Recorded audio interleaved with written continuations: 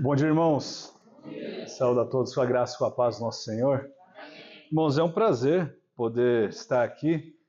De fato, eu fico muito feliz de ver essa igreja crescendo, os irmãos reunidos, a palavra de Deus sendo pregada, e acompanho os irmãos também online, e fico muito feliz em ver a igreja de Cristo, se expandindo e o reino de Deus sendo proclamado.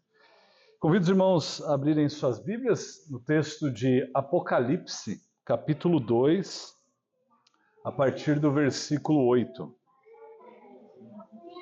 Apocalipse 2, a partir do versículo 8. As igrejas antigas reformadas da Europa e algumas das sucessoras dessas igrejas, elas em determinado momento escolheram um lema, um tema ali que as guiaria. E esse lema era o seguinte: todavia não se consumiu, baseado no texto de Êxodo capítulo 3, versículo 2. E após cada fogo de falsos ensinamentos, após os cismas, as perseguições, a corrupção, a apostasia, as tribulações, esse também deveria ser o nosso lema. Nós deveríamos proclamar que todavia não se consumiu. E o texto que nós vamos estudar nessa manhã é um desafio quanto à maneira que nós devemos viver e responder às tribulações pelas quais nós passamos. E o que nós veremos é que nós devemos permanecer fiéis a Deus, mesmo em meio a tantas tribulações. E o texto diz assim: ao anjo da igreja em Esmirna escreve: estas coisas diz o primeiro e o último, que esteve morto e tornou a viver. Conheço a tribulação pela qual você está passando, a sua pobreza, embora você seja rico, e a blasfêmia dos que se declaram judeus e não são, sendo isto sim sinagoga de Satanás. Não tenha medo das coisas que você vai sofrer. Eis que o diabo está para lançar alguns de vocês na prisão, para que vocês sejam postos à prova e passem por uma tribulação de 10 dias. Seja fiel até a morte, e eu lhe darei a coroa da vida. Quem tem ouvidos, ouça o que o Espírito diz às igrejas. O vencedor, de modo nenhum, sofrerá o dano da segunda morte. Irmãos, o remetente, que é o próprio Senhor Jesus, ele escreve a essa igreja que se encontra numa cidade chamada Esmirna. Todas essas cidades das 7 às quais Cristo escreve, elas estão localizadas no que hoje é conhecido como a Turquia. E essa cidade de Esmirna não era uma cidade qualquer. Esmirna foi uma das grandes cidades da Ásia e ela disputava com Éfeso como a maior potência daquela região. Porém, no ano de 580 a.C., essa cidade ela foi completamente destruída. E ela permaneceu destruída por cerca de 700 anos. E mais ou menos em 290 depois de Cristo foi quando ela foi então reconstruída e se tornou a primeira cidade planejada da antiguidade. Ela também foi uma das primeiras cidades a adorar um imperador romano. Se os irmãos se recordam, os imperadores romanos, eles requeriam das pessoas, dos seus cidadãos, que eles fossem adorados como deuses. E essa foi uma das primeiras cidades a colocar isso em prática. No reinado de Tibério foi quando um templo foi erigido aos imperadores romanos, eles passaram então a adorá-los. E em 195 a.C. já havia naquela cidade também um templo dedicado a uma deusa de Roma. Significa que o paganismo, significa que a idolatria e a perseguição para aqueles que se tornassem cristãos naquela região seria grande. E havia ali também em Esmirna, assim como em outras cidades, associações, por exemplo, de artesãos e comerciantes que se tornaram membros da igreja de Esmirna. Pessoas que eram pessoas comuns da região, mas que se converteram. E por fazer parte, então, daquela igreja e por fazer parte dos comércios daquela região, eles passaram a ser perseguidos. Porque como que um cristão verdadeiro, genuíno, poderia então trabalhar na confecção e na venda de artigos religiosos, nós chamamos isso hoje em dia, sendo que eles não criam naquilo e não adoravam ao Deus falso, aos imperadores e às deusas falsas. E além do prejuízo financeiro que isso causava a esses irmãos, eles também seriam perseguidos. E é interessante que eles seriam perseguidos por serem ateus, ou seja, por não adorarem o Deus daquela época ou daquela região, os falsos deuses, os imperadores. Como eu já mencionei, essa cidade, então, era uma cidade populosa, uma cidade importante, uma cidade rica. E eles se beneficiavam, então, desses círculos de amizade, e uma vez que você era expulso desses círculos de amizade, você se tornava alguém empobrecido. Você não teria recursos dos quais sobreviver. Assim como em outras igrejas, as quais recebem essas cartas, o remetente, como eu disse, é o próprio Senhor Jesus Cristo. E no versículo 8 ele diz ao anjo da igreja, escreve, estas coisas diz o primeiro e o último, que esteve morto e tornou a viver. Jesus Cristo ele se descreve como o primeiro e como o último, como aquele que é eterno, como aquele que é sempre presente, como aquele que esteve morto e tornou a viver. Talvez quando Cristo escreve, ou quando ele fala a João, para que João escreva essas cartas, o que ele está deixando claro aqui é justamente a característica de cada cidade. E ele traz essas características de uma forma bem clara. E ele fala que ele é aquele que estava morto e reviveu. Talvez uma menção aqui, levando em consideração a história da própria cidade, que havia sido destruída e agora foi reconstruída. Cristo, o remetente, o Deus eterno, é aquele que venceu a morte, é aquele que vive eternamente. E esse Cristo tinha uma mensagem àquela igreja. E esse Cristo tem uma mensagem a essa igreja. Cristo tem uma mensagem à nossa igreja. Ele diz qual é a mensagem a partir do versículo 9. Ele diz assim: eu conheço a tribulação pela qual você está passando, a sua pobreza, embora você seja rico, e a blasfêmia dos que se declaram judeus e não são, sendo isto sim sinagoga de Satanás. Não tenha medo das coisas que você vai sofrer. Eis que o diabo está para lançar alguns de vocês na prisão, para que vocês sejam postos à prova e passem por uma tribulação de 10 dias. Seja fiel até a morte, e eu lhe darei a coroa da vida. Por ser quem ele é, o Deus eterno, onipresente, onisciente, ele está ciente das coisas que estão se passando naquela igreja. Ele está ciente das coisas que estão se passando nessa igreja, que estão se passando na sua vida. Cristo conhece o estado da sua igreja. Cristo é aquele que anda por meio da sua igreja. Ele deixa isso claro quando ele escreve a carta à igreja de Éfeso.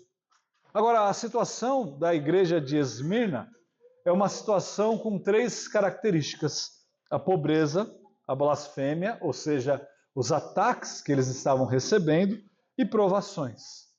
Quanto à pobreza, como eu já mencionei, Esmirna era uma cidade rica. Porém, os membros daquela igreja estavam se tornando pobres por conta da situação física e financeira que eles estavam passando. Mesmo assim, o próprio Senhor Jesus diz que eles eram ricos espiritualmente. Era uma igreja que estava disposta a pagar o preço pela pobreza econômica, por sua lealdade ao nosso Senhor Jesus Cristo. Quanto à blasfêmia, eles estavam recebendo ataques. E esses ataques vinham de pessoas que não eram cristãs e de pessoas que às vezes achavam que também criam em Deus. E além de serem economicamente excluídos da sociedade, eles estavam então recebendo uma perseguição porque eles eram, como eu disse, idólatras. Eles não adoravam a César. E assim eles recebiam também uma oposição dos judeus. E a palavra blasfêmia aqui, ela pode ser compreendida como uma afronta a Deus, como você ir contra o próprio Deus. O que acontece aqui nessa situação é que os judeus da região, eles estavam fazendo acusações mentirosas contra os irmãos dessa igreja. Eles eram falsos judeus. Paulo já havia tratado contra eles, quando ele escreve lá em Romanos, capítulo 2, a partir do versículo 28, se você quiser acompanhar. Paulo diz assim: porque não é judeu quem o é apenas exteriormente, nem é a circuncisão aqui é somente na carne. Porém, judeu é aquele que o é interiormente, e a circuncisão é a do coração pelo Espírito, não segundo a letra, e cujo louvor não procede de seres humanos, mas de Deus. O judeu, somente por descendência da carne, ele foi e ele continua sendo apenas um pagão. E muitos desses irmãos que estavam, ou dessas pessoas que estavam acusando os irmãos de Esmirna, se autodeclaravam judeus, tementes a Deus, mas na verdade eram apenas pagãos, descrentes, pessoas que não acreditavam e confiavam somente em Deus. E eles estavam indo contra esses irmãos dessa igreja. Os relatos históricos nos contam que a execução de Policarpo, nós vamos falar um pouquinho mais sobre ele logo em seguida, ela ocorreu num dia especial, num sábado. E se você entende um pouquinho da história do cristianismo, você vai se lembrar que os judeus, eles não fazem ou não faziam absolutamente nada no sábado. Mas os relatos históricos nos dizem que os judeus, esses daqui que acusavam os irmãos de Esmirna, correram para juntar gravetos e toras para que eles pudessem queimar Policarpo ali naquela fogueira. Esses falsos judeus também faziam parte de uma sinagoga. E Jesus descreve a sinagoga deles como a sinagoga de Satanás. É isso que Jesus diz sobre eles. Eles zelavam em cumprir a lei, eles zelavam em manter uma aparência externa de acordo com aquilo que era esperado por eles mesmos, criando e trazendo novas leis, mas não zelavam em fazer aquilo que Deus mandava de fato. Eles zelavam por ter boas obras, mas como os cristãos modernos, eles não enxergavam e não viam problemas em se juntar com pagãos para perseguirem aqueles que de fato adoravam e serviam ao Deus verdadeiro. Esses eram os membros da sinagoga de Satanás, os falsos judeus. Em terceiro lugar, eles estavam também enfrentando provações, eles estavam enfrentando tribulações. E essas tribulações, irmãos, eram tribulações muito intensas, ao ponto de alguns deles serem levados à prisão. Algo que para nós é completamente longe, uma coisa que muitas vezes nós não entendemos. Como que nós podemos comparar as nossas tribulações, os nossos problemas, com os problemas desses irmãos, que eram presos por conta do nome de Cristo? E as tribulações que eles estavam passando não eram somente essas. O próprio Senhor diz que elas seriam intensificadas, ou seja, eles sofreriam ainda mais por conta do amor que eles têm ou tinham ao nome de Cristo. Irmãos, Deus é um Deus que ama nos testar. E note alguns pontos interessantes sobre essa declaração. Cristo é aquele que dá o alerta aos irmãos dessa igreja. E mesmo sabendo que eles sofreriam, que eles passariam por intensas perseguições e tribulações, Cristo se recusa a interferir na ação do diabo e em aliviar a tribulação deles. E ele não faz isso porque ele é incapaz. Ele não faz isso porque ele é um Deus sádico. Ele não faz isso porque ele é um Deus maldoso. Mas ele faz isso por amor a nós. Ele faz isso, como diz o salmista lá no Salmo 11, no versículo 5, porque o Senhor põe à prova o justo. O Senhor também põe à prova o ímpio, mas ele abomina o que ama a violência. O Senhor quer nos provar, e por meio da provação nós somos purificados. E através das tribulações que nós somos aperfeiçoados. E uma vez que nós somos aprovados, nós seremos também coroados, receberemos a coroa da vida.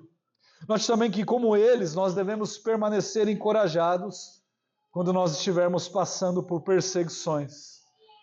Irmãos, nós devemos nos lembrar das palavras do próprio Senhor Jesus Cristo, encontradas lá em Mateus, capítulo 5, versículo 11 e 12. Ele diz assim: bem-aventurados são vocês quando por minha causa os insultarem e os perseguirem, e mentindo disserem todo mal contra vocês. Não fiquem tristes. Ele diz assim: alegrem-se e exultem, porque é grande a sua recompensa nos céus, pois assim perseguiram os profetas que viveram antes de vocês. Lembre-se dos profetas, irmãos. Lembre-se de tudo o que eles passaram quando eles estavam passando por momentos difíceis. Lembre-se, quando você estiver passando por momentos difíceis, por aquilo que os profetas também tiveram que passar. E lembre-se que a perseguição, lembre-se que a tribulação, ela é passageira. Eles teriam ali uma tribulação de 10 dias. Seja isso literal ou não, a questão é, no final dessa perseguição, no final dessa tribulação, eles teriam uma recompensa. E a recompensa era Cristo. A recompensa que nós teremos no final de toda a tribulação é Cristo. É a maior das recompensas que nós podemos ter. E mesmo diante das tribulações que nós julgamos injustas, e que eles também poderiam julgar ali como injustas, eles teriam, e temos também nós, a oportunidade de testemunhar de Cristo. Pedro nos escreve em 1 Pedro 3, a partir do versículo 14, mas mesmo que venham a sofrer por causa da justiça, vocês são bem-aventurados. Não tenham medo das ameaças, nem fiquem angustiados. Pelo contrário, santifiquem a Cristo como Senhor no seu coração, estando sempre preparados para responder a todo aquele que pedir razão da esperança que vocês têm. Mas façam isso com mansidão e temor, com boa consciência, de modo que naquilo que falam mal de vocês, fiquem envergonhados esses que difamam a boa conduta que vocês têm em Cristo.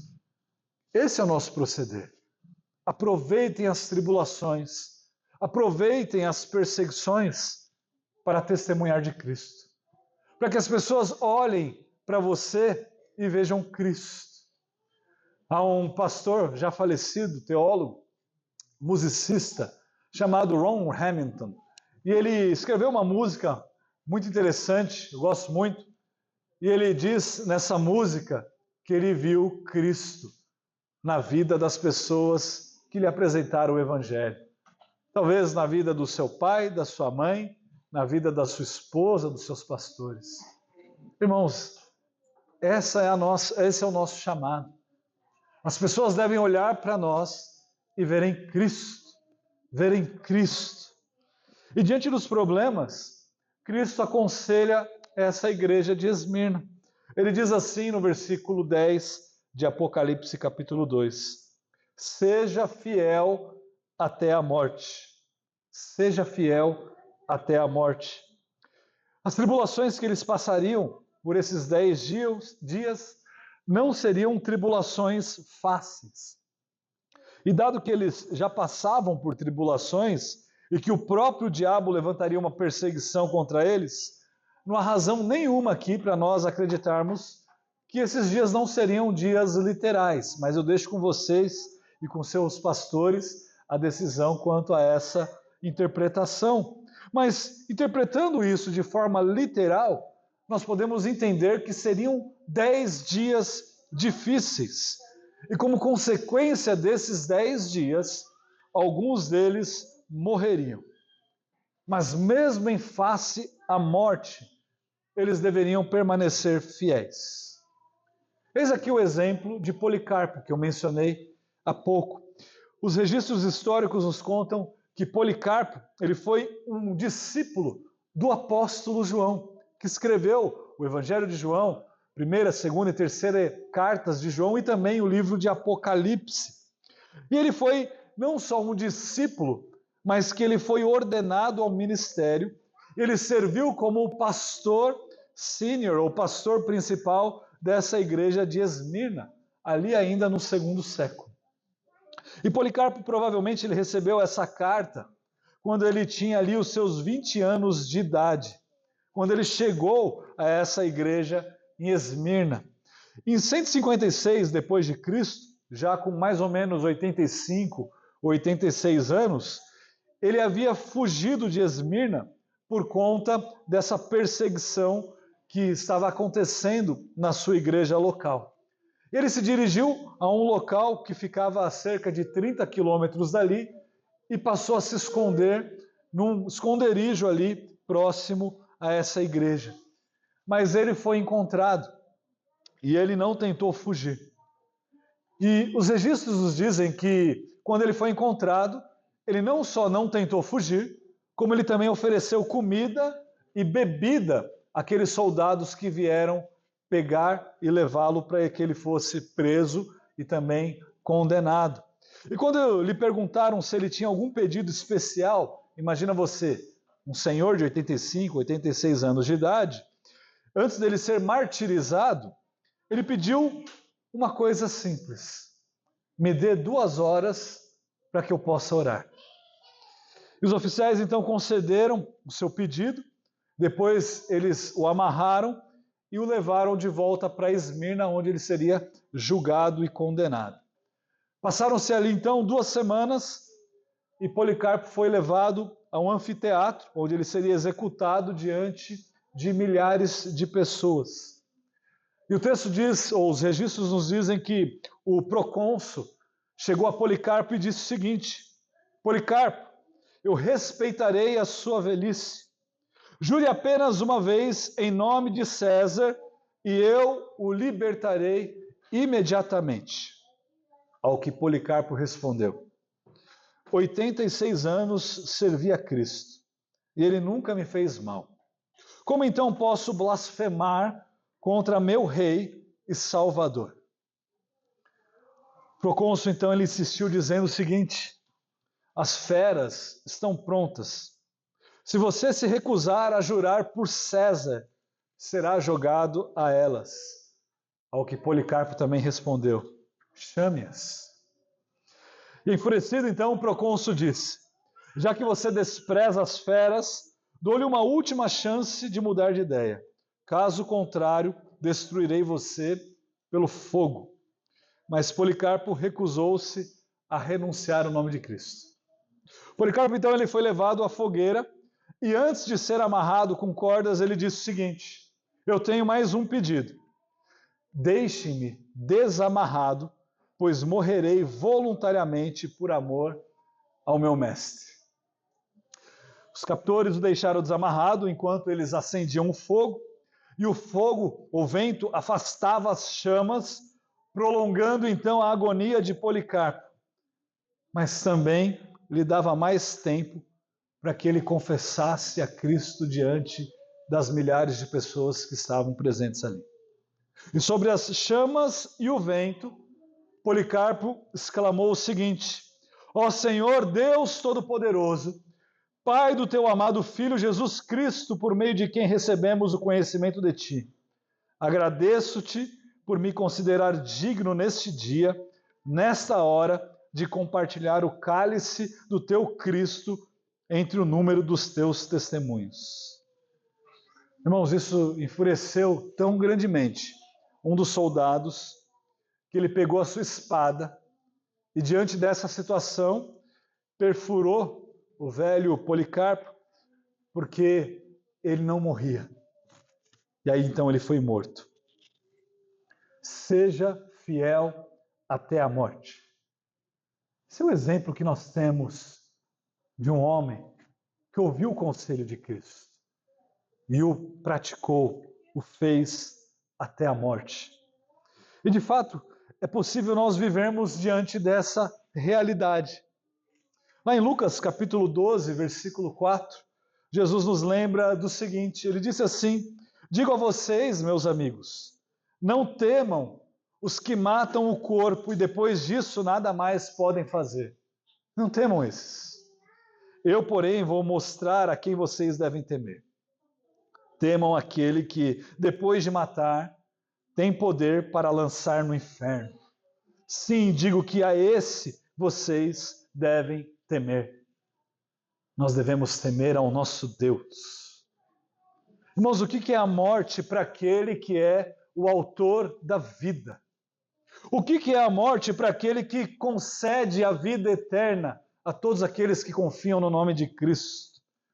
O que é a morte para aquele que tem o poder de ressuscitar os mortos? Nós estamos falando aqui do Deus eterno. É a Cristo que nós devemos temer. Destemor não necessariamente significa a falta total de pavor ou de medo, mas sim significa uma recusa de sucumbir à intimidação, a fim de que as ameaças do dano nos impeçam de cumprir as nossas responsabilidades para com Cristo. Nós devemos temer somente a Cristo. E por isso nós devemos nos lembrar também das palavras de Pedro, em 1 Pedro 6. Nisto vocês exultam, embora no presente, por breve tempo, se necessário, sejam contristados por várias provações. Para que, uma vez confirmado o valor da vossa fé, muito mais preciosa do que o ouro perecível, mesmo apurado pelo fogo, resulte em louvor, glória e honra na revelação de Jesus Cristo. As nossas tribulações são reais, são difíceis, mas são passageiras. Cristo é eterno. Cristo é eterno. Aquele que é fiel recebe o consolo de Cristo. Talvez aqui a perseguição que a igreja sofre, ela não exige a realidade de nós, que é a realidade que eles estavam passando. Há, porém, diversas partes do mundo onde cristãos estão sendo perseguidos e sendo martirizados pela fé em Cristo. Irmãos, nós precisamos abrir os nossos olhos para a realidade do Evangelho em tantos locais, em tantas localidades, e nós olharmos para os privilégios que nós temos aqui. Talvez nós julguemos esse local como um local bom, apropriado, mas não é tudo que nós queremos e podemos. Veja, irmãos, temos irmãos em Cristo que estão escondidos nesse momento, porque não podem proclamar a Cristo abertamente como nós estamos fazendo agora. Existem irmãos sofrendo fisicamente, sendo ali, sim, chicoteados, esbofeteados, passando fome por conta do nome de Cristo. A igreja verdadeira, ela padece pelo nome de Cristo, enquanto nós, muitas vezes, padecemos por coisas completamente insignificantes.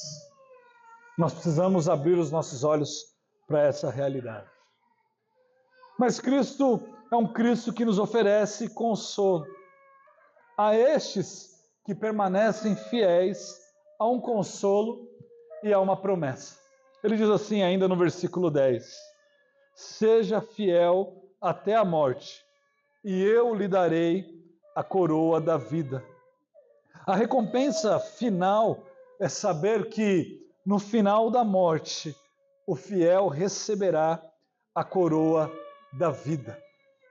A falsa deusa Cibele, lá de Esmirna, ela era retratada nas moedas com uma coroa inspirada e era uma coroa que era comum ali naquela região. E dizia-se que os edifícios no Monte Pagos, lá em Esmirna, pareciam também uma coroa. Em oposição a essas alegações, o próprio Jesus, ele faz essa menção, falando sobre a verdadeira coroa da vida, que é destinada àqueles que permanecem fiéis. A recompensa final é maior do que o sofrimento momentâneo, é a vida eterna em Cristo Jesus. Por isso ele diz no versículo 11, quem tem ouvidos, ouça o que o Espírito diz às igrejas. O vencedor de modo nenhum sofrerá o dano da segunda morte. Ouça o conselho do Espírito. O vencedor de modo nenhum sofrerá o dano da segunda morte. Muitas vezes nós nos esquecemos que a vida espiritual é, na verdade, uma guerra. Que cada tribulação é, na verdade, uma batalha. Mas se nós permanecermos fiéis, lutando o bom combate, algum dia nós podemos encontrar a morte. Sim, nós vamos morrer no meio dessas batalhas, no meio dessa luta. Porém, aquele que permanecer fiel até a morte, ele não ficará sem reconhecimento. Não um reconhecimento apenas terreno, não uma medalha para você estampar no seu peito ou no seu braço, mas você receberá o próprio reconhecimento vindo de Cristo, a coroa da vida. Como Tiago nos lembra, essa coroa ela é destinada a um grupo seleto, apenas a algumas pessoas. Tiago diz assim, em Tiago 1,12, bem-aventurado é aquele que suporta com perseverança a provação, porque depois de ter sido aprovado, receberá a coroa da vida, a qual o Senhor prometeu somente àqueles que o amam. É a esses que a coroa é destinada. O vencedor terá o privilégio de morrer apenas uma vez. E que privilégio é esse, irmãos? O de morrer apenas uma vez. E ainda mais, que essa morte seja por conta de Cristo. A pergunta é como que nós podemos desfrutar desse consolo? Pastor Joel Bick, ele nos lembra de algumas verdades, as quais eu cito aqui. Ele diz que Cristo é o eterno, Cristo é imutável. Irmãos, Cristo é o primeiro e o último. Ele existia antes de todos os mundos e será até o final de todos os tempos. Isso nos dá uma segurança de que, ao sermos perseguidos, no final, nós teremos a Ele, o Alfa e o Ômega, o Deus sempre presente, um Deus que nos guia até em meio à morte e que nos traz consolo. Cristo é vitorioso. Cristo é aquele que esteve morto e agora vive. Cristo é aquele que venceu a morte, venceu a sepultura, venceu o inferno, venceu absolutamente tudo. Ele conquistou a morte deliberadamente para o seu povo, suportando a ira de Deus que caiu sobre ele, para que nós pudéssemos encontrar a vida eterna nele. Ele tem um controle sobre absolutamente tudo. Ele foi obediente até a morte e nos providenciou e nos proveu a vida que pode ser encontrada somente nele. Cristo é onisciente. Cristo conhece as nossas tribulações, conhece as nossas obras, conhece os problemas, a nossa pobreza, conhece as blasfêmias que nós sofremos. Ele conhece o nosso sofrimento. Ele conhece absolutamente tudo. E Ele está disposto a nos ouvir, a nos ajudar, a nos carregar. Ele morreu em nosso lugar. Cristo é um Cristo compensador.